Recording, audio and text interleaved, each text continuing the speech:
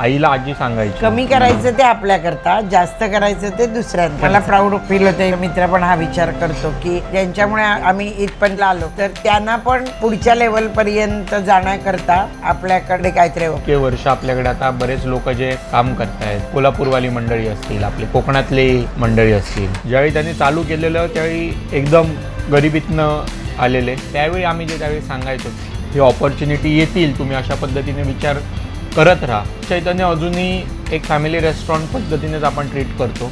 As a company म्हणून कशा पद्धतीने ग्रो करता येईल आणि आमच्याबरोबर बाकीचे सुद्धा ग्रो होतील, दॅट्स द मेन ऑब्जेक्टिव्ह. त्याचं समाधान खूप वेगळं असतं. ठाणा आउटलेटसुद्धा करतो आहे, त्याचं पूर्ण क्रेडिट मी माझ्या टीमला देतो, कारण जागा शोधण्यापासनं करेपर्यंत मी फक्त इंटिरियरचं हे केलं आहे आणि फक्त ओव्हरव्ह्यू घ्यायचं काम केलं आहे. बाकी सगळं हे टीमनेच केलं. तो ठाण्यामध्ये पण आता सगळ्यात जास्त कोणी हॅपी असतील तर ते मे बी आमचे जे रेग्युलर गेस्ट आहेत.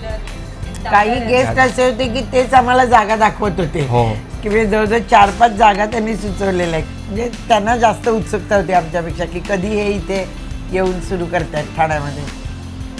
आणि मी नेहमी म्हणतो we are not into restaurant business, we are into people management business. My team is happy तर माझे येणारे गेस्टसुद्धा तेवढेच हॅपी असतात. Too soon to ask, but what next after Thane? माझ्या अंधेरीच्या टीमने ऑलरेडी सांगितलं सर आम्हाला आता तुम्ही सेंट्रलला दादरमध्ये 2 झाली, तर ठाणे झालं, आता आम्हाला काहीतरी वेस्टर्नमध्ये करायचं आहे. मी त्यांना ऑलरेडी म्हटलं ठीक आहे 2 महिने घ्या आणि जागा बघायला लागा. पण पुण्याचे खूप लोक आहेत. हां, पुण्यात जास्त. आहे ऑन द वे आहोत आम्ही, पण एक करत हां